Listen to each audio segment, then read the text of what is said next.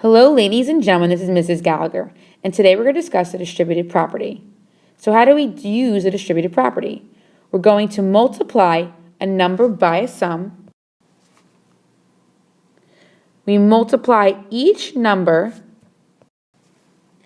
inside the parentheses by the number outside of the parentheses.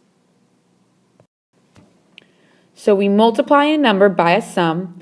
You're going to multiply each number inside the parentheses by the number outside the parentheses. So let's look at the symbol below. It states here b, and then in parentheses, a plus y. So what do we do here? We're going to multiply the outside number to the inside number, b times a. So you're going to say b times a plus the outside number to the other inside number, which is b times y. So now it's b times a. That's going to be ba plus b times y is by. And if you look here, you're actually getting the word baby.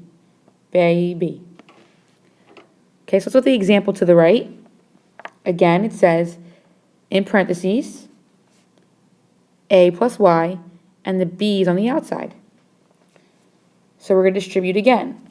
The b to the a, which gives us ba, b times a, plus b to the y, which is b times y.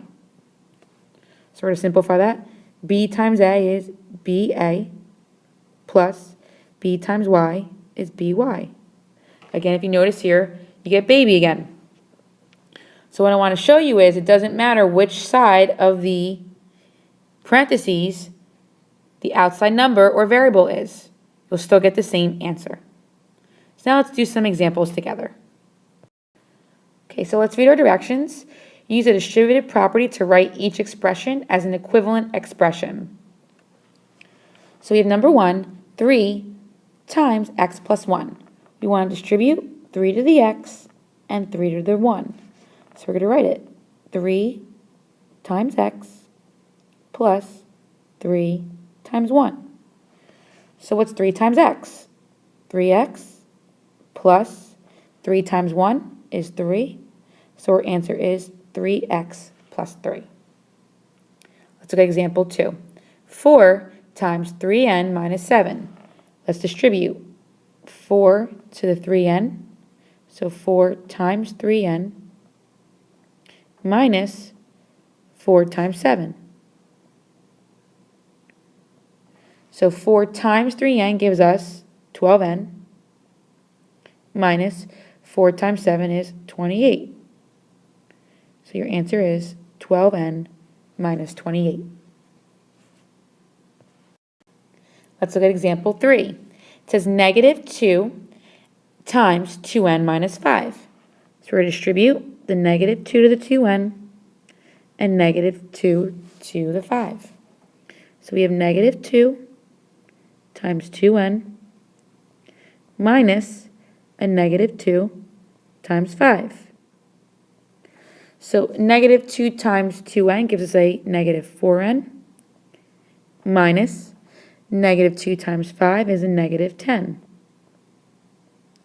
But what do we notice here?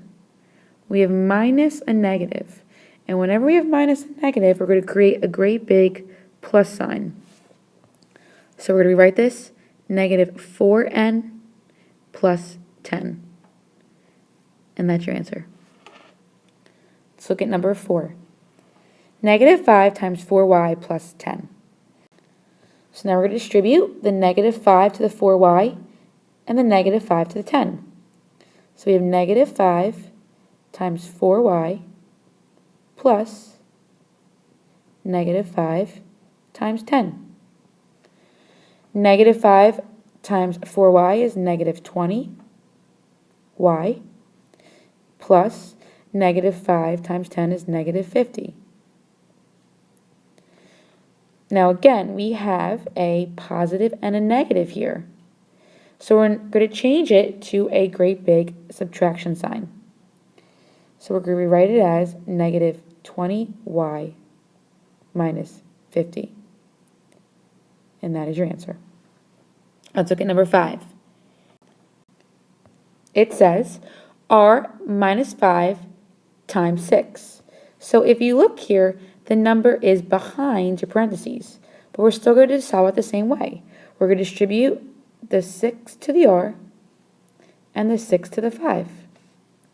So now we're going to write it 6 times r minus 6 times 5. 6 times r is 6r minus 6 times 5 is 30. So our answer is 6r minus 30. Let's look at one more example together. It states 4r plus 5 times a negative 8. Again, we're going to distribute negative 8 to the 4r and negative 8 to the 5. So let's rewrite it. Negative 8 times 4r plus negative 8 times 5. So negative 8 times 4r is negative 32r plus negative 8 times 5 gives a negative 40. And remember, when you have a positive and a negative next to each other, that becomes a great big subtraction sign. So we're going to rewrite it, negative 32r minus 40. And that is your answer. So what I would like you to do now is a you try section. Please do numbers 1, 2, 3, and 4, and we will discuss it in class. Thank you.